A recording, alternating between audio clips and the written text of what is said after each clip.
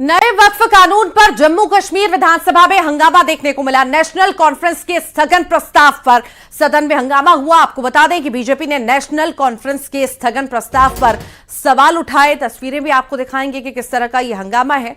दरअसल विधानसभा में नए वक्फ कानून पर जम्मू कश्मीर में हंगामा खूब देखने को मिल रहा है। विधानसभा में नेशनल कॉन्फ्रेंस के स्थगन प्रस्ताव पर ये सदन में हंगामे की तस्वीर आप देख रहे हैं। हाथों में पर्चियां लिए अपनी जगह पर खड़े होकर नारे लगाते हुए सदन के सभी मेंबर यहां पर नजर आ रहे हैं। बीजेपी ने नेशनल कॉन्फ्रेंस के स्थगन प्रस्ताव पर सवाल भी उठाए।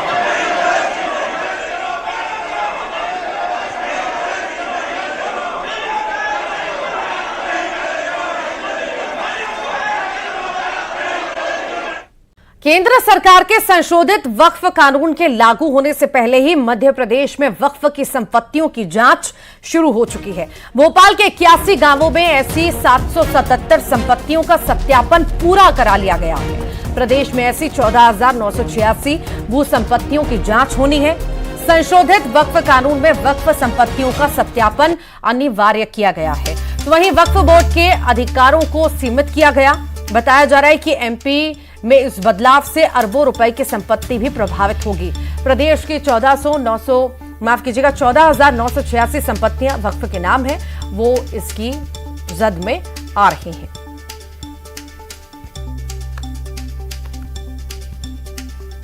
तो नए कानून से अब वेरिफिकेशन जो है वक्फ की संपत्तियों का लगातार हो रहा है और वक्फ संशोधन कानून का असर कहीं ना कहीं एमपी में साफ तौर से नजर आ रहा है। 14,986 संपत्तियों का वेरिफिकेशन होगा और भोपाल में 777 संपत्तियों की जांच अब पूरी हो चुकी है। वक्फ संपत्तियों के प्रबंधन संरक्षण के लिए भी तैयारी है। नए कानून में वक्फ संपत्तियों को वेरिफिकेशन अब जरूरी हो चुका है।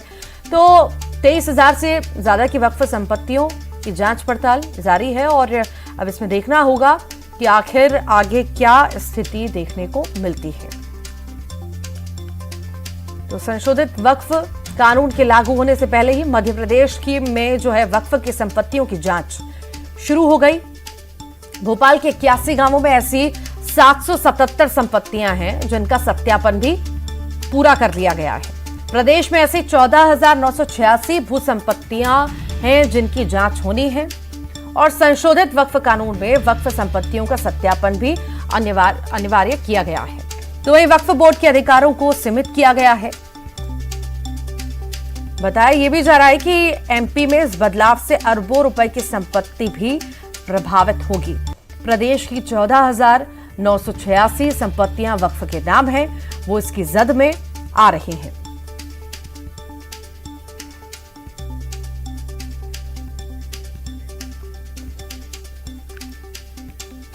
नमस्कार, बहुत बहुत स्वागत है आपका। मैं हूं आपके साथ ऋतु ज्ञानवानी। सबसे पहले बात करते हैं शेयर बाजार की। भारतीय शेयर बाजार में बहुत बड़ी गिरावट आई है। भारतीय शेयर बाजार में बड़ी उथल पुथल।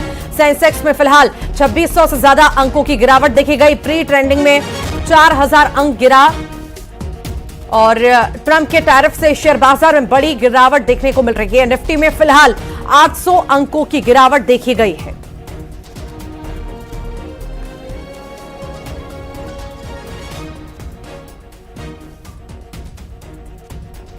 तो बड़ी जानकारी इस वक्त आपको दे रहे हैं। भारतीय शेयर बाजार में बहुत बड़ी गिरावट देखी जा रही है। भारतीय शेयर बाजार में बड़ी उथल पुथल मची हुई है। सेंसेक्स में फिलहाल 2600 से ज्यादा अंकों की गिरावट देखी गई। आपको बता दें कि प्री ट्रेडिंग में 4,000 अंक गिर गया था सेंसेक्स। ट्रंप के टैरिफ से शेयर बाजार में बड़ी गिरावट देखने को मिल रही है।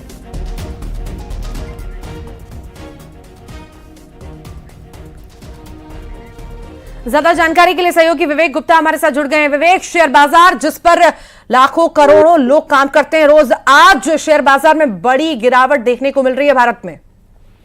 देखिए, बिल्कुल ये एक्सपेक्टेड था क्योंकि देखिए ग्लोबल मार्केट पूरी तरह से गिरा हुआ था।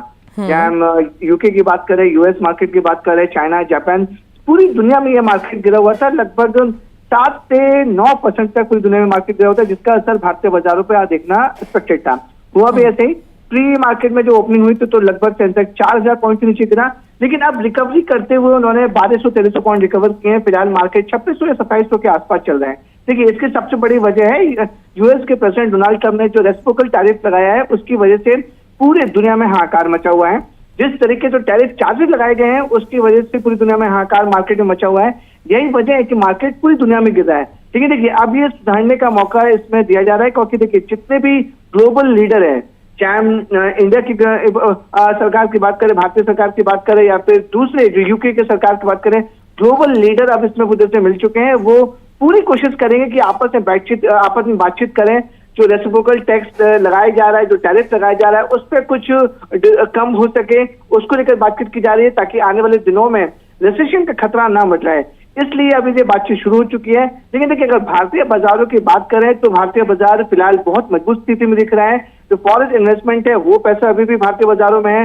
लोगों ने जो SIP और म्यूचुअल फंड्स हैं वो पैसा निकाला नहीं है, यानी कि वो पैसा भी मार्केट में लगा हुआ है। तो भारतीय बाजारों के लिए ये ज्यादा मुश्किलों का वक्त नहीं है, बल्कि एक्सपर्ट का ये कहना है कि जो मार्केट आज गिर रहा है वो एक पॉजिटिव वे में लिया जाए, और ये खरीदारों के लिए सबसे अहम मौका हो सकता है। जो शेयर मार्केट में खरीदना चाहते हैं शेयर, वो इस समय खरीद सकते हैं। देखिए, ये मार्केट जो है वॉलेटाइल लगभग 4-5 वर्किंग डे तक रहेगा, और पूरी कोशिश की जा रही है जो ग्लोबल जो लीडर्स हैं वो पूरी तरह से इन्वॉल्व होंगे, बातचीत करेंगे, और माना जा रहा है कि बहुत जल्दी मार्केट में रिकवरी जरूर की जाएगी। रितु, ठीक, बहुत बहुत शुक्रिया विवेक, जुड़ने के लिए, जानकारी साझा करने के लिए।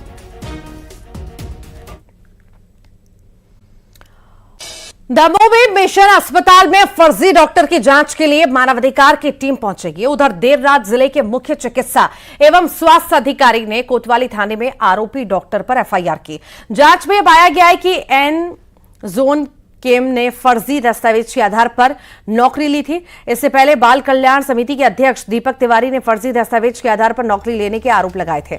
यही नहीं, डॉक्टर एन जेम केम पर 7 मरीजों की जान लेने के भी आरोप थे। शिकायतकर्ता के मुताबिक डॉक्टर एन जोन केम का नाम इस्तेमाल किया गया। इस नाम से लंदन में कार्डियोलॉजिस्ट के प्रोफेसर हैं। उधर गड़बड़ी के खुलासे के बाद से ही आरोपी डॉक्टर लापता है।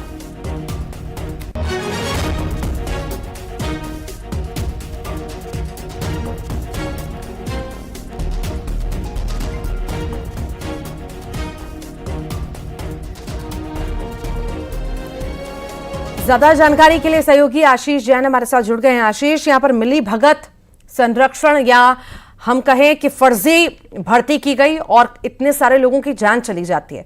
अब जांच पड़ताल जब शुरू हुई है तो क्या कुछ सामने आ पा रहा है?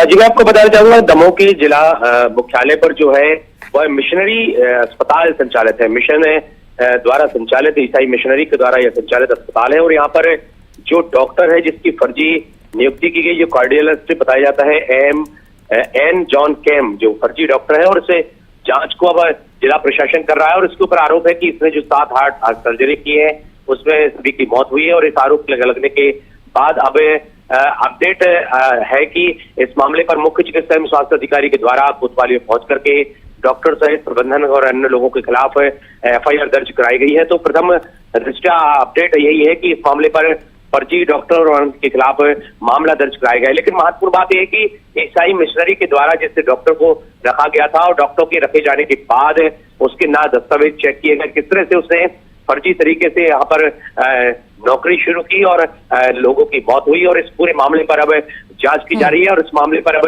राष्ट्रीय स्तर पर भी जांच की बात बाल आयोग के माध्यम से किए जाने की बात कही गई है। वहां पर मानवाधिकार की टीम भी पहुंच रही है और जांच की बात कही जा रही है। तो आगामी दिनों में और भी खुलासे की उम्मीद की जा सकती है कि किस तरह से इसने फर्जी डिग्रियां लेकर के, फर्जी दस्तावेज कलेक्ट करके और ब्रिटेन के इस डॉक्टर के नाम पर नौकरी ली, और नौकरी के बाद फिर लोगों की मौत हुई। तो ये बड़ा मामला दमोह का है, जिस पर अपडेट यही है कि अभी उसका मामला दर्ज किया गया है, जांच जारी है, और जांच के बाद इस मामले में और भी खुलासे की उम्मीद की जा सकती है। जी ठीक, फिलहाल के लिए बहुत बहुत शुक्रिया जानकारी को साझा करने के लिए।